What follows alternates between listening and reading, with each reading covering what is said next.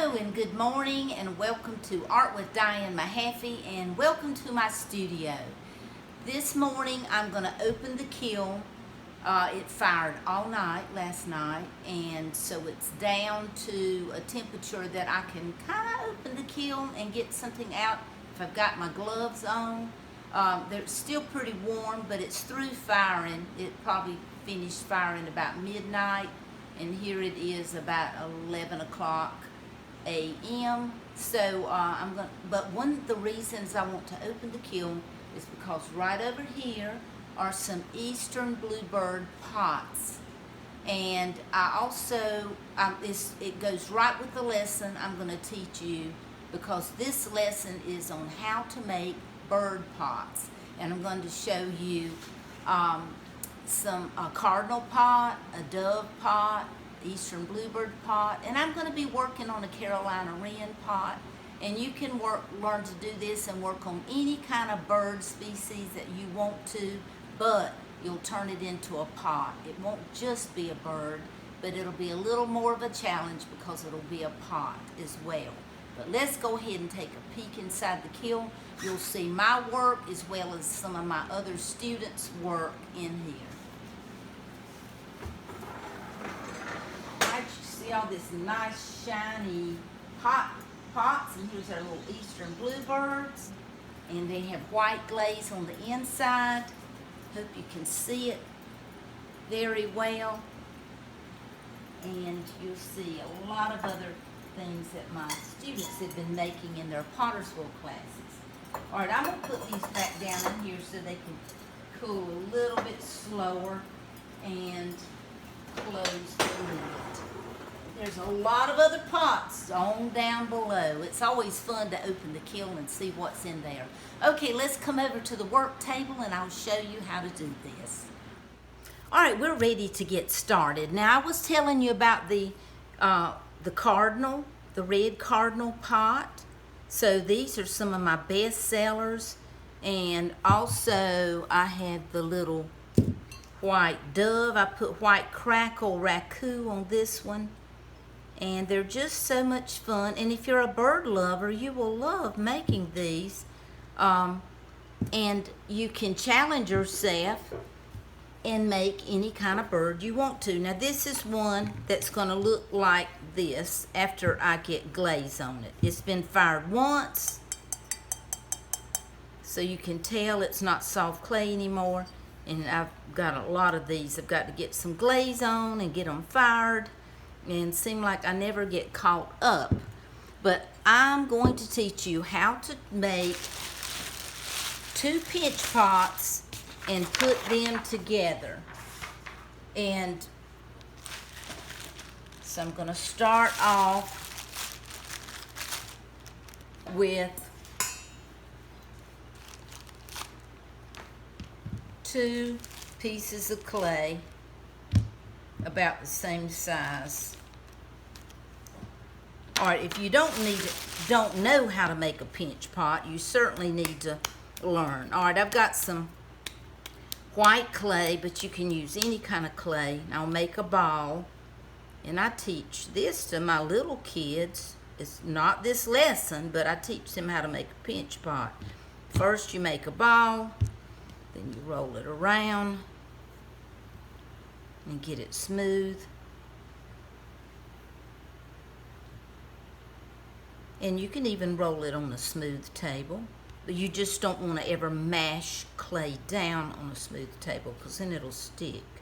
All right, so after you make a sphere, which is thick, it's not hollow, you press your thumb into it and you pinch, turn, pinch, turn, pinch, turn, pinch, turn, pinch, turn, pinch, turn, and you can start making a bowl. This is a technique I teach students about 1st grade.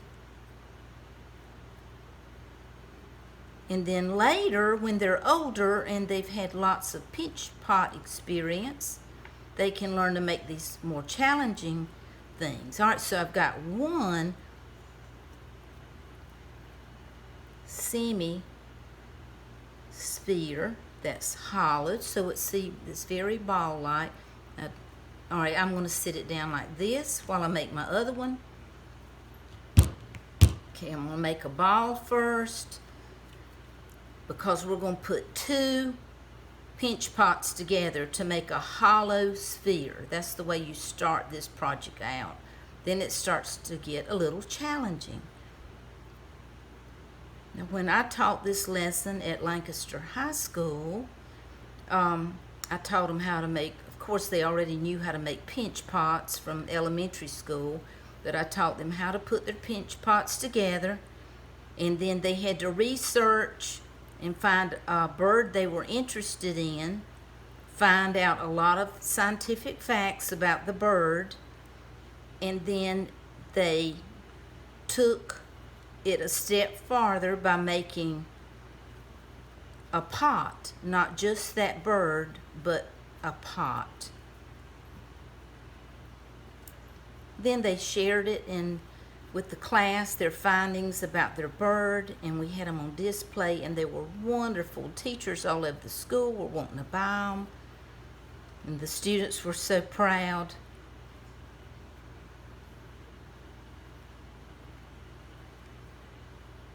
Okay, now you want them to be kind of equal. Now they don't have to end the same because see, you'll turn it and you'll make them fit together. All right, maybe flare out the edges a little bit more.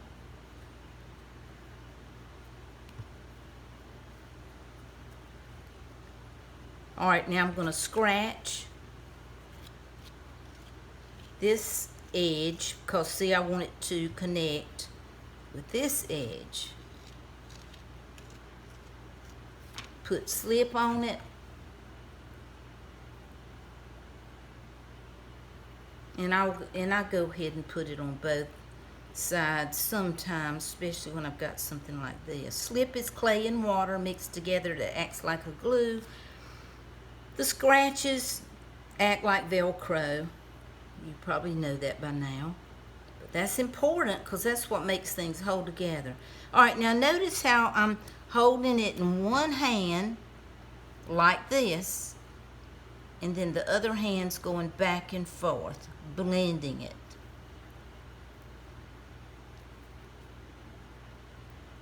Now after you make a bird pot, then you ought to make some more hollow spheres and do some other animals that are not birds.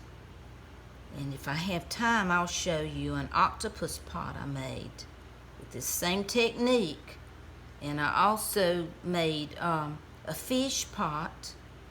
Well, it's not exactly a pot, but it's a fish sculpture. And then I made a frog trinket box starting off with this technique. Now we know that this sphere right here is hollow inside. That's going to enable us to make the pot. All right, so after you get this going and get it all blended out and get it real smooth, then it's time to have a little bit more fun with it.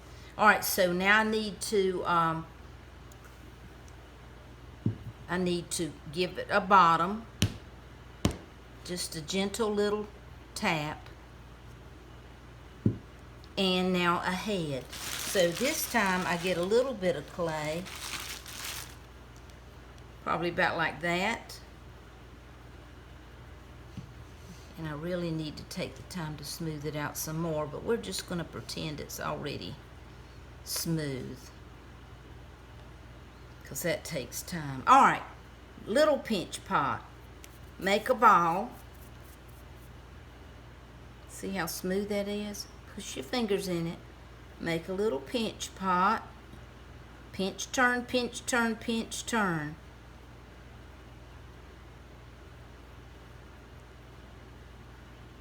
Now this is the way you make the head. And you keep testing it.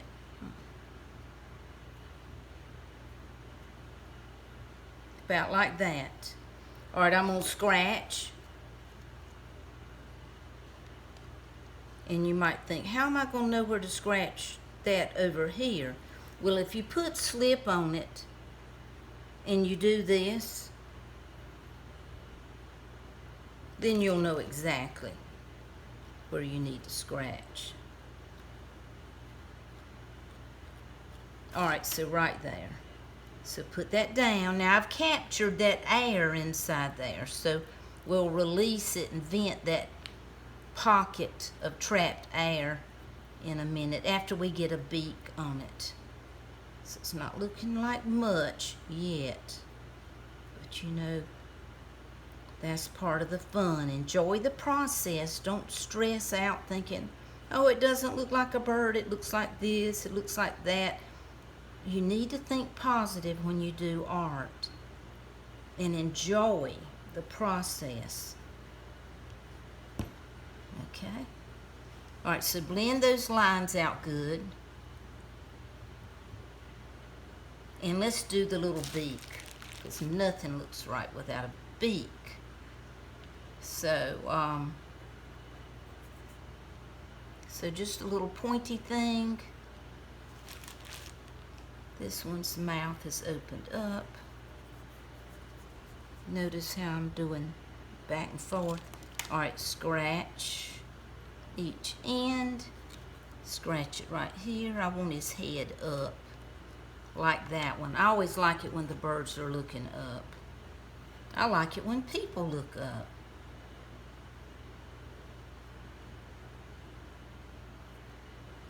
All right, and after you do that, blend it where it joins.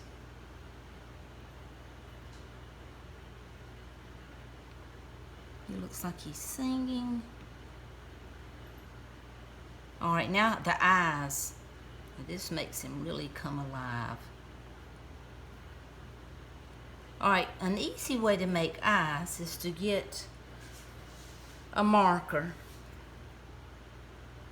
and use this part,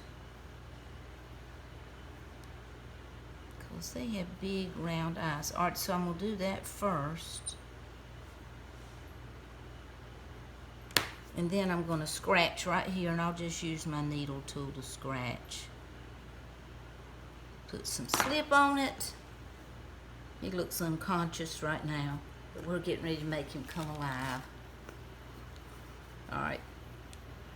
And those little spears for the eyes, they really catch the light. Put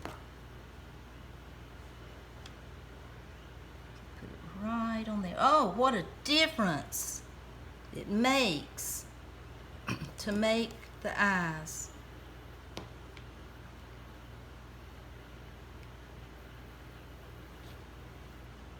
Okay, so far so good.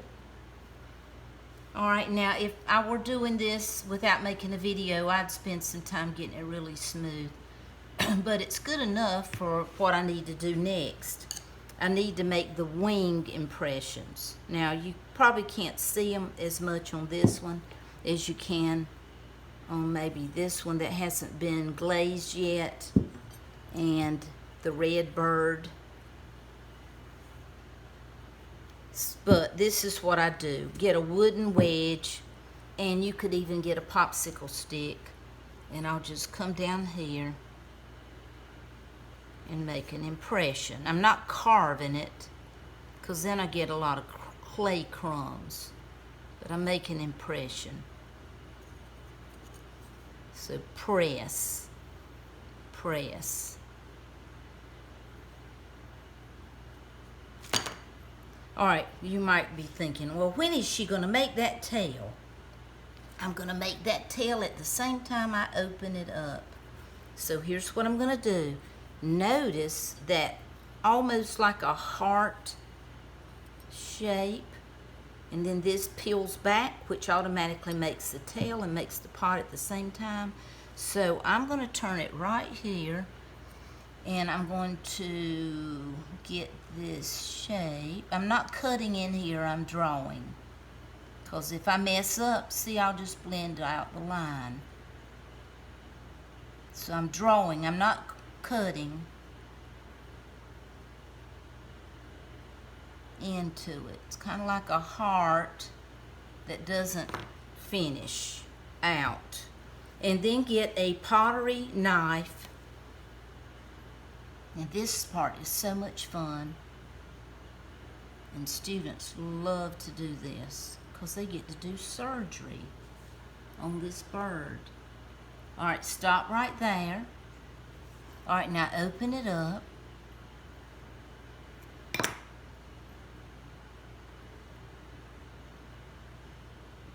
And you've automatically got a tail.